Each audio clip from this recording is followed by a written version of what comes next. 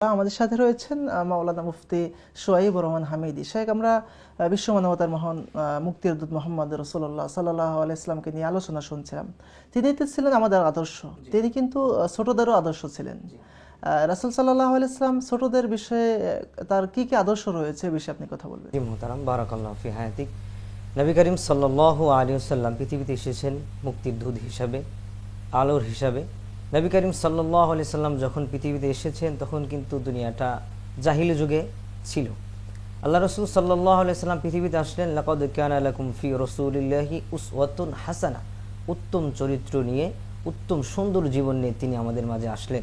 আর আল্লাহ পাক রব্বুল আলামিন জানালেন, আমার রাসূলের মধ্যেই তোমাদের উত্তম চরিত্রগুলো লুকিয়ে আছে, তোমরা আমার রাসূলকে অনুসরণ করো। আতিউল্লাহ ওয়া আতিউর রাসূল। আল্লাহ পাক রব্বুল আলামিন কোরআনুল কারীমে জানিয়ে দিলেন, কুল ইন কুনতুম তুহিব্বুনাল্লাহ ফাত্তাবিউনি ইউহিব্বুকুমুল্লাহ। তোমরা যদি আমি আল্লাহকে ভালোবাসো তাহলে আমার রাসূলকে অনুসরণ করো, আমার রাসূলকে ভালোবাসো। আর রাসূলকে ভালোবাসলেই আমি আল্লাহকে ভালোবাসা হবে, আমি আল্লাহ তোমার জীবনের গুনাহ মাফ করে দেব। সুবহানাল্লাহ ওয়া বিহামদি।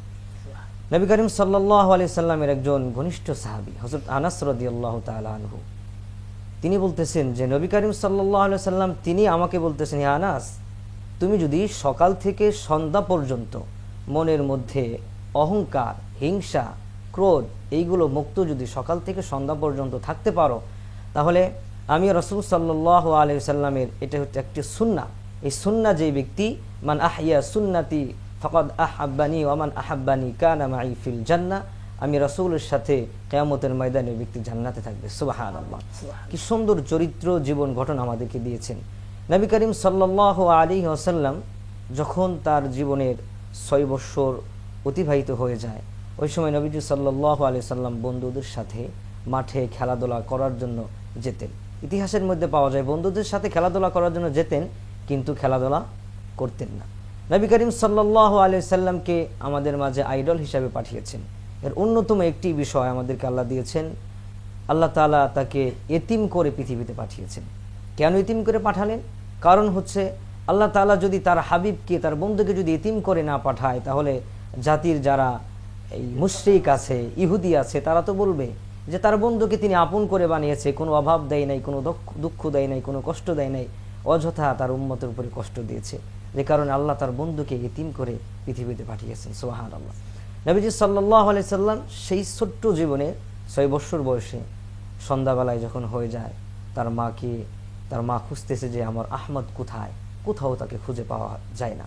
হঠাৎ করে যখন সন্ধ্যা হয়ে যাওয়ার পরে, সূর্য ডুবার পরে যখন তার মা আমেনা যখন তার কাছে আসার পরে বলে, মা, প্রত্যেকটা বন্ধুই তো দেখি খেলা শেষ হয়ে গেলে বন্ধুরা তার বন্ধুদের বাবাদের কোলে উঠে বাবাকে একটা চুমু দেয়, বাবার গলা জড়িয়ে ধরে। আমি আহমদের তো মনে চায় যে মা, আমি আমার বাবার কোলে উঠি, বাবাকে একটা চুমু দিই। এর থেকে আমি এটাই জাতিকে বোঝাতে চাচ্ছি, জাতি আজকে মা আর বাবারা সন্তানের কাছ থেকে বৃদ্ধ বয়সে বৃদ্ধাশ্রম থেকে আলাদা থাকতে চায়, কিন্তু সেই বৃদ্ধাশ্রম থেকে আলাদা থাকতে হলে আমাদের কথায় একটা রাসূলের জীবন অনুসরণ করতে হবে। তারাকতু ফীকুম আমরাইন লান তাদিল্লু মা তামাসসাকতুম বিহিমা কিতাবাল্লাহ ওয়া সুন্নাতা রাসূল। আল্লাহ রাসূল সাল্লাল্লাহু আলাইহি সাল্লাম বিদায় হজের ভাষণের সময় হাদিস জানিয়ে গেলেন, আমি তোমাদের জন্য 2টি জিনিস রেখে গেলাম, একটা হলো আল্লাহর কোরআন, দ্বিতীয় হলো আমার সুন্নাহ। এই দুইটার উপর যদি তোমরা আমল করো তোমরা জান্নাতে। সুবহানাল্লাহ। শাইখ, আর উত্তম সন্তান পেতে হলে যে পূর্ব শর্তগুলো রয়েছে, আমাদের সমাজে দেখবেন যে শেষ বয়সে বাবা মাকে বৃদ্ধাশ্রমে যেতে হচ্ছে। আমরা বিয়ের সময় যে জিনিসটা ফলো করি সেটা হচ্ছে যে নারীর সৌন্দর্য, সম্পদ, এগুলো ফলো করি। রাসূল সাল্লাল্লাহু আলাইহি ওয়াসাল্লাম যে কথাগুলো বলেছেন যে দিনদারি থেকে প্রাধান্য দেওয়ার বিষয়ে। জাযাকুমুল্লাহ। দর্শক, আমরা আলোচনা শুনছিলাম বিশ্ব মানবতার মহান মুক্তির দূত মুহাম্মদ রাসূলুল্লাহ সাল্লাল্লাহু আলাইহি ওয়াসাল্লামের জীবন আদর্শ। সময় হয়েছে বিরতিতে যাওয়ার, সাথেই থাকুন, ফিরছি কিছুক্ষণের মধ্যে। আলোর দিশারি, আলোর দিশারি। বাংলাদেশের অন্যতম বীজ সরবরাহ কোম্পানি আইজুমার এগ্রিকেয়ার ইন্ডাস্ট্রিজ লিমিটেড বন্যের গুণগত মান নিয়ন্ত্রণে আপসহীন, তাই তো কৃষকের আস্থার প্রতীক আইজুমার বীজ। কৃষকের হাসিতেই আমরা খুশি। আইজুমার বীজ মানেই সেরা বীজ। তাই দেরি না করে আপনার নিকটস্থ ডিলার ভাইদের সাথে আজই যোগাযোগ করুন এবং সেরা বীজ সংগ্রহ করুন। কৃষকের আস্থায় আমাদের শক্তি। আইজুমার এগ্রিকেয়ার ইন্ডাস্ট্রিজ লিমিটেড। ধামাকা অফার, এখন ডায়মন্ড পাচ্ছেন সুলভ মূল্যে 25% ছাড়ে। Diamond zone Fortune shopping mall, level 2, shop নং 49, মালিবাগ, ঢাকা। আলোর দিশারি, আলোর দিশারি। দর্শক, বিরতির পর আবারও ফিরে এলাম আপনাদের প্রিয় অনুষ্ঠান, বরকতময় কল্যাণময় অনুষ্ঠান আল আরাফা ইসলামী ব্যাংক পিএলসি নিবেদিত আলোর দিশারি, পাওয়ার্ড বাই আইজমার এগ্রিকেয়ার।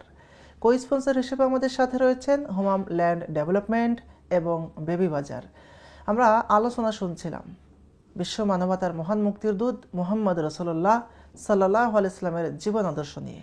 শেখ, আপনি বলবেন এ রমাদান মাস, সিয়ামের মাসে আমরা বিশ্ব মানবতার মহান মুক্তির দূত মুহাম্মদ সাল্লাল্লাহু আলাইহি ওয়াসাল্লামের কোন কোন আদর্শকে ফলো করলে দুনিয়া এবং পরকালে আমরা ধন্য হতে পারবো?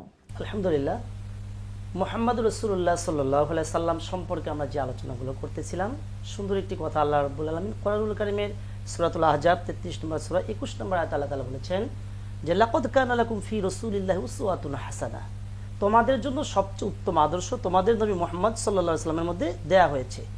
তো এখন সুন্নাহ এবং তার আদর্শটা কি, নবীজি যেখানে যতটুকু লিমিটেড করেছেন ততটুকুনি আমাদের করতে হবে, তার আগ বেরিয়ে যাওয়া নিষেধ, কম করলেও হবে না। এমন একটা হাদিস আমরা যদি লক্ষ্য করি, দেখব যে 3 জন ব্যক্তি এসে মুহাম্মদ সাল্লাল্লাহু আলাইহি সাল্লামের স্ত্রীগণের কাছে জিজ্ঞাসা করলেন যে নবীজির আমল সম্পর্কে, কেমন তার আমল ছিল রাত্রে এবং দিনে, ডে অ্যান্ড নাইটে। তখন তারা বললেন যে তিনি এইভাবে একটু নফল নামাজ পড়তেন, ঘুমায় যেতেন, আমাদের সময় দিতেন, দিনের বেলা সিয়াম পালন করতেন।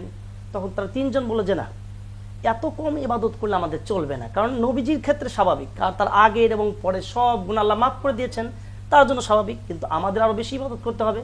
একজন পণ করে ফেললেন যে ঠিক আছে, এখন থেকে যতদিন বাঁচবো সারা জীবন রাত্রেবেলায় নফল আমি তাহাজ্জুদের সালাত আদায় করব। আর একজন বললো যে আমি যতদিন বেঁচে থাকবো দিনের বেলায় আমি নফল সিয়াম পালন করব। আর একজন বলে ফেললো যে আমি যতদিন বেঁচে থাকবো কোনোদিন রমণীর সংস্পর্শে যাবো না, বিয়ে করবো না। আল্লাহর নবীর কাছে এই কথাগুলো চলে গেলেন। নবীজি বললেন তোমরা কি করলে? একজন পণ করলে রাত্রেবেলা সারা জীবন তোমরা রাত্রে নামাজ পড়বে, আর একজন সিয়াম রাখবে সারা জীবন, আর একজন স্ত্রীর কাছে যাবে না। অথচ আমি নবীর চাইতে বেশি ভয় আল্লাহকে কেউ করতে পারে না। আমার যা তাকওয়া আছে এর উপরে কারো তাকওয়া আল্লাহর উপর আমার কাছে নেই, আমার উপর নেই। সুতরাং আমি যে বন্দেগী করেছি, আমি নবী হয়ে আমি রাত্রে নফল নামাজ পড়ি, আবার ঘুমায় যাই, আমার স্ত্রীদেরকে সময় দেই, সুতরাং তোমার এই আমলটি সঠিক নয়। আর তুমি বলছো যে সারা রাত সারা দিন জীবন ভর তুমি সিয়াম সাধন করবে, অথচ আমি নবী নফল সিয়াম রাখি আবার ছেড়ে দেই, নফল রেখা সিয়াম রাখি আবার ছেড়ে দেই। সুতরাং নবীর আমলের চাইতে কেউ উপরে আমল করতে পারবে না। আর তুমি বলছো রমণীকার যাবে না, আমি নবী, মতান্তর আছে 13 থেকে 11টি স্ত্রী রয়েছে আমার, তাদের কাছে সময় দেই। সুতরাং তোমাদের এই আমলগুলো সঠিক নয়, আমি যেভাবে আমল দিচ্ছি ঠিক সেরকমই করতে হবে। আমি যেটা বুঝলাম যে আসলে ব্যক্তি, পরিবার, সন্তান, সমাজ এগুলো বাদ দিয়ে ইসলামকে মানার কোনো সুযোগ নাই। আর Islam is the complete code of life. আপনার পরিবার জীবন, ব্যক্তি জীবন, সামাজিক জীবন, রাষ্ট্রীয় জীবন, সব অঙ্গন মিলিয়েই হচ্ছে ইসলাম। আপনি যদি বলেন যে এই সব কিছু ভালো লাগে না, আমি ছেড়ে পাহাড়ে চলে যাব, তাহলে আপনার জন্য ইসলাম না। আপনাকে এর ভিতরে থেকেই ইসলামকে পালন করতে হবে। ইসলামের মধ্যে বৈরিকতা নাই। জি জি, জাযাকুমুল্লাহ খাইর। আপনার কাছে আসবো ইনশাআল্লাহ যদি সুযোগ পাই। আমরা এরপরে যাব মুফতি মাওলানা সোহাইবুর রহমান। শেখ, আমরা তো রমাদান মাস পেয়েছি এবং এই রমাদানের গুরুত্বটা, কোরআন নাজিলের মাস, এই মাসেই তো কোরআন নাজিল হয়েছে। যাকে কেন্দ্র করে কোরআন নাজিল হয়েছে, বিশ্ব মানবতার মহান মুক্তির দূত মুহাম্মদ রাসূলুল্লাহ সাল্লাল্লাহু আলাইহি ওয়াসাল্লাম, এই মাসে তিনি কিন্তু যে ইবাদতগুলো করেছেন, আমরা দর্শকদেরকে জানাতে চাচ্ছি, আজকের অনুষ্ঠান থেকে মেসেজ দিতে চাচ্ছি যে রাসূল সাল্লাল্লাহু আলাইহি ওয়াসাল্লামের কোন কোন আমলগুলো করলে এই রমাদানে বিশেষ করে তিনি কোন কোন আমলগুলো করতেন, আমরা একটু জানতে চাই আপনার কাছে। মুহতারাম, নবী করিম সাল্লাল্লাহু আলাইহি সাল্লামকে আল্লাহ তাআলা পবিত্র কোরআনুল কারীমের মাধ্যমে সম্মানিত করেছেন, একটি উপহার তাকে দিয়েছেন। নবী সাল্লাল্লাহু আলাইহি সাল্লাম রমজান মাসে সাহাবায়ে কেরামকে বললেন, তাসাহহারু ফাইন্নাহু ফিস সাহুরি বারাকাতান, তোমরা সকালবেলায় সাহারি খাও, কারণ সাহারির মধ্যে বরকত রয়েছে। আমি নিজেও সাহারি করি। সময় মতো ইফতার করো, মানে ইফতার করতে হবে আমাদের আগে আগে, ইফতারে আমরা লেট করা যাবে না। আর সাহারির বিষয় নবী সাল্লাল্লাহু আলাইহি সাল্লাম বললেন, তোমরা এমন সময় সাহারি করবা যেন তোমরা কোরআন তেলাওয়াত মিনিমাম 50টি আয়াত তোমরা কোরআন তেলাওয়াত করতে পারো। সুবহানাল্লাহ। কোরআনের বিষয় আল্লাহ রাসূল সাল্লাল্লাহু আলাইহি সাল্লাম বললেন, আল্লাহ বললেন, উতলুমা উহিয়া ইলাইকা মিনাল কিতাব ওয়া আকিমিস সালাহ ইন্নাস সালাতা তানহা আনিল ফাহশাই ওয়াল মুনকার, তোমরা তার অরতিল কোরআনা তারতিলা, তার তিলের সহিত তোমরা কোরআন তেলাওয়াত করো। হাদিসের মধ্যে পাওয়া যায় কমসে কম একজন মুসলমান সে 40 দিনে হলেও একটি কোরআন খতম যেন করে। এই কোরআন নাজিলের মাসে, রমজান মাসে আমরা সকলেই এক খতম কোরআন হলো আমরা বুঝে শুনে কোরআনের উপর আমল করার আমরা চেষ্টা করব ইনশাআল্লাহ। নবী করিম সাল্লাল্লাহু আলাইহি সাল্লাম মাগফিরাত, রহমত এবং নাজাত এই যে কাটিয়েছেন, নাজাতের 10 দিনে সাহাবাই কেরামকে বলেছেন, সাহাবাই, হে আমার সাহাবীরা, তোমরা লাইলাতুল কদর খুঁজো। ইন্না আনজালনাহু ফি লাইলাতুল কদর ওয়া মা আদরাকা মা লাইলাতুল কদর, লাইলাতুল কদরি খায়রুম মিন আলফি শাহর। সুবহানাল্লাহ। আল্লাহ পাক রব্বুল আলামিন আমাদেরকে সংক্ষিপ্ত হায়াত দিয়েছে। আল্লাহর কাছে যদি আমরা দাঁড়িয়ে যাই, আল্লাহ তো তখন বলবে, বান্দা, সংক্ষিপ্ত হায়াতে তুমি ইবাদত করতে পারো না, তোমার জন্য জান্নাত হবে না। ওলামাই কেরাম বলে, ওই আল্লাহকে যদি উল্টা আমি জবাব করতে পারি, আল্লাহ তো কখনো ওয়াদা বরখেলাপ করে না। আল্লাহ, তুমি তো বলছিলা সূরা কদরের মধ্যে একটা কদরের রাত পেলে 1000 মাসের থেকেও উত্তম। আল্লাহ, আমি তো নামাজ পড়ি নাই, রোজা করি নাই, হজ করি নাই, দান সদকা কিছুই করি নাই, কিন্তু রমজানের শেষ দশকে একটা শবে কদর আমি কাটিয়েছি। আল্লাহ, এক শবে কদরের ইবাদত তো 1000 মাসের থেকে উত্তম। আমার জিন্দিগির 60 বছরের জিন্দিগি হয় বেঁচেও আমল দিয়ে আরো কয়েকটা জান্নাতের মালিক তো আমি হতে পারবো। সুবহানাল্লাহ।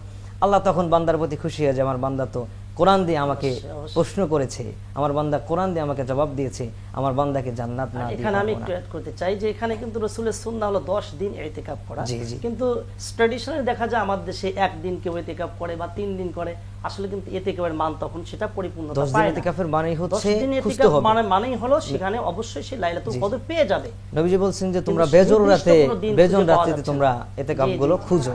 আমরা আলোচনা শুনছিলাম, শায়েখ বলেছেন যে বিশেষ করে আমরা লাইলাতুল কদরকে তালাশের জন্য রাসূল সাল্লাল্লাহু আলাইহি ওয়াসাল্লামের যে হাদিস রয়েছে, তিনি কিন্তু ইতিকাফে থেকেছেন, টানা 10 দিনেই কিন্তু তিনি ইতিকাফে থেকেছেন শেষ দশকে। এসো দিনের পথে কোরআন হাদিস পড়ি, আলোর দিশারি, আলোর দিশারি।